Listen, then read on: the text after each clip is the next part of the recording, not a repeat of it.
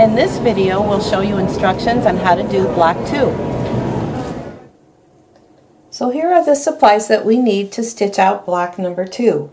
If you're going to go with the option of adding the wool batting, you'll need your square of wool batting. You'll need your square of fabric 2, your square of fabric 3, you'll need a rectangle of fabric 1 and a rectangle of fabric 2. You'll need a strip of fabric 6. Of course, you'll need battleizer all ready to go in your hoop. You will need thread A with a bobbin, thread B with a bobbin. You will need thread C and thread D, no bobbins for those. You will need thread E with a bobbin, thread F with a bobbin, and thread G with a bobbin. So let's get stitching. For step 1, I put a contrasting thread in the needle, and we're going to stitch the placement stitch onto the battleizer.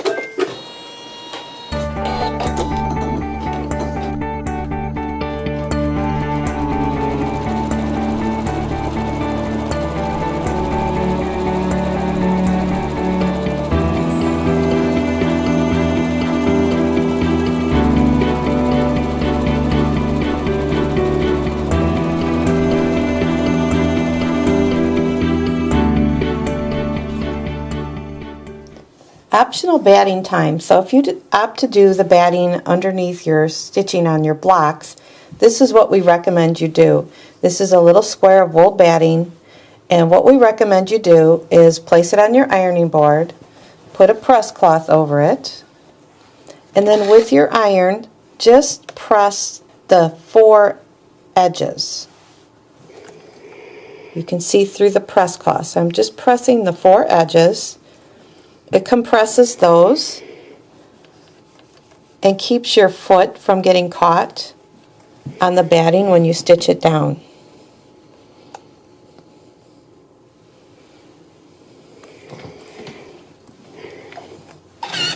So you can hopefully see the impression here. So when I peel this off, we put a press cloth on because it will stick to your iron otherwise. So we have nice compressed edges along the edges of your batting. So do that first before you continue on. So as you can see, I have my batting laying on top of my battleizer inside my placement line. Hopefully you can see the compressed edges. I have wash away thread in the needle, and I'm going to go ahead and start, and the machine is going to baste, kind of do a zigzag baste around the edges to hold down the batting. And the reason we use wash away is so it actually will go away after it's stitched, so it doesn't add a layer of bulk, doesn't add any color, you won't see anything.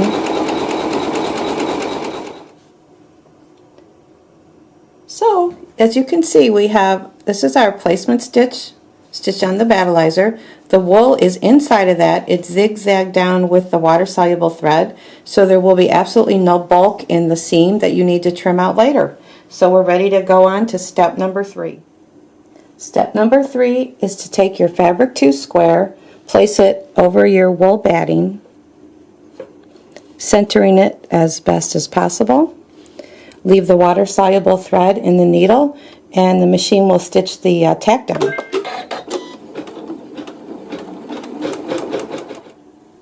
We've stitched step number 3 onto fabric 2. It's time to trim it. We're going to trim in this area, leaving about a scant 1/4 inch. We're going to leave the outside edges. This area, the same thing, a scant 1/4 inch. So let's get going trimming that.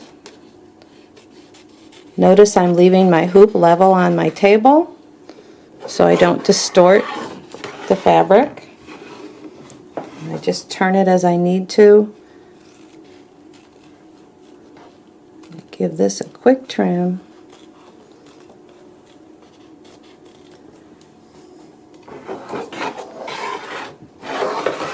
So there's our trim block. We're ready to do step number 4. For step number 4, we're going to place fabric 3 in this area right here. fabric 3 also goes up here for step 5. We use 1 square fabric for that. So we start down in this lower left corner. I'm placing my raw edge pretty much even with the raw edge of the last step. It'll stitch a placement stitch, and we'll come back after that's finished. So now we're ready to trim in this area right here. We're going to trim, leave about a scant 1/4 inch seam allowance, leaving my hoop flat on the table. I can cut it straight across right there and straight across right there. And now this scrap will be placed in this area up here to do step number 5. So we'll go ahead and stitch out step number 5. We're ready to trim this area right here. This is an applique, so this gets trimmed very, very close. I'm going to give a little pressure to my fabric, pulling it ever so slightly so I can trim nice and close using my hoop scissors mini. So this was step 5. We're ready for step 6, which we'll use again the same thread. We've used the same thread throughout, the water soluble, and it'll stitch placement stitches for our 2 hearts in this area right here. Step number 7, after stitching our placement stitch, is to take fabric 1, our rectangle of fabric 1, and center it over the heart placement stitches. Put it back in the machine, still with the water soluble thread, and go ahead and stitch the tack down.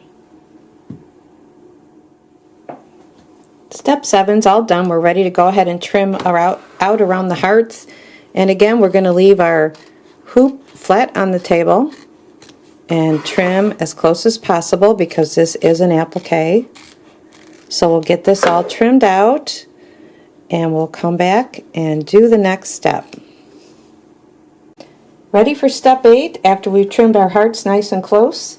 And step 8 is again still wash away thread in the needle, and it'll stitch a placement stitch on top of this heart that we're going to place another piece of fabric on. Step 9 is next, and we will take our square, or our rectangle actually, of fabric 2, place it directly over the hearts because that fabric will go in this area right here.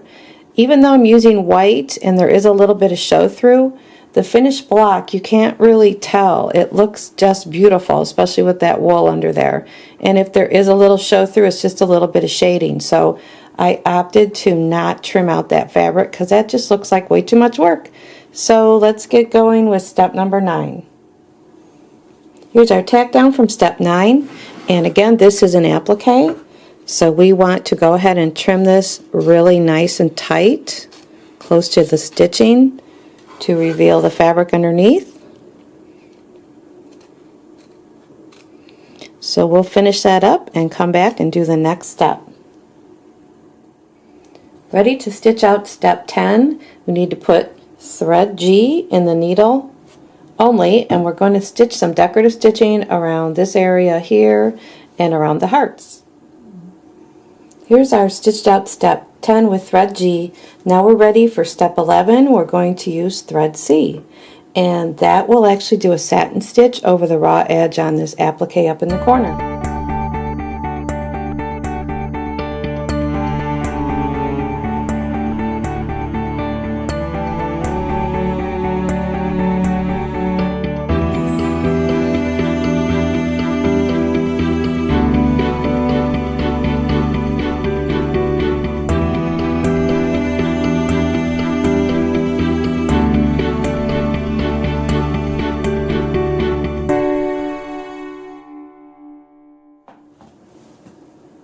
We're ready for step 12, and it's time to put thread D in the needle only, and it will actually stitch out some detail in the heart right here, and it'll stitch out some detail in the corner. Ready for step number 13, we are going to place thread E in the needle only, and it will do some decorative stitching in our heart area right here on the flower. Ready for step 14, we will place thread C in the needle only, and it'll do a little bit more detail on the flower in the middle of our heart.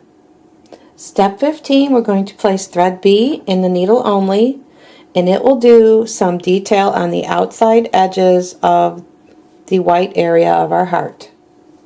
Step 16, we're going to place thread A in the needle only, and we're going to have that do the satin stitch around both raw edges of our hearts, and it'll also put more detail right here in the corner.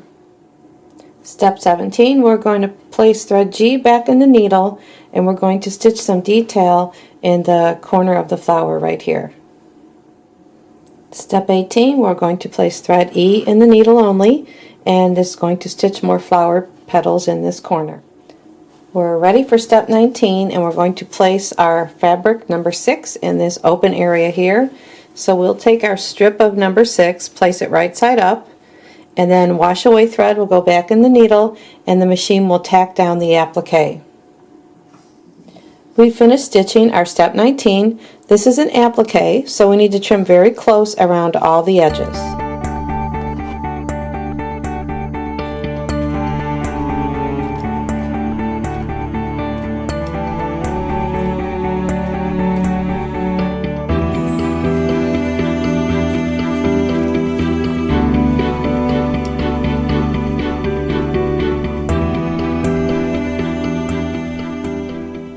It's now time to put the back on, so we'll flip the hoop over very carefully.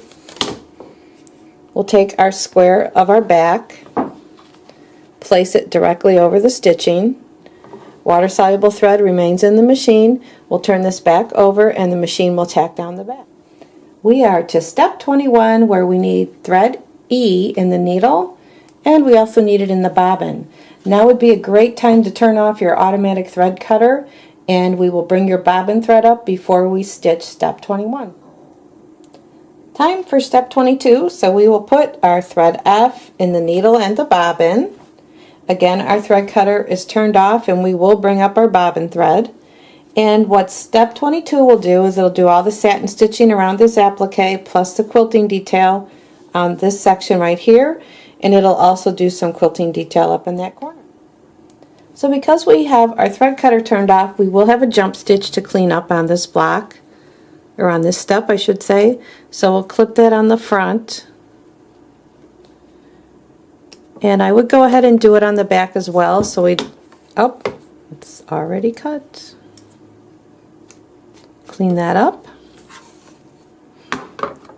and we are now ready to go on to step 23. For step 23, we will place thread G in the needle as well as the bobbin, and we'll continue with our decorative stitching. It'll actually do some decorative stitching around the hearts, and it'll kind of outline this little green area right here. For step 24, we're going to place thread A in the needle and the bobbin, and what it will do is the quilting outline stitching around the satin stitch on the heart. Step 25, we're going to place thread B in the needle and the bobbin, and it's going to do Sharon Chamber's beautiful quilting in this area right here.